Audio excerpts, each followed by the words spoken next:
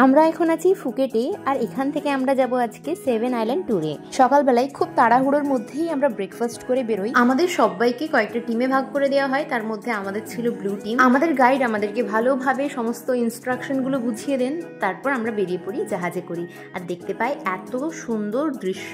আজকে আমিও স্কর্কলিং করেছিলাম, জলের ভেতরে প্রচুর রঙিন রঙিন মাছ দেখেছি, তাছাড়াও বিভিন্ন ধরনের শৈবাল, পাথর। সবাইকে দেখে আমারও বারবার মনে হচ্ছিল সুইমিং পারলে আমিও বোট থেকে এইভাবেই হয়তো ঝাঁপ দিতে পারতাম।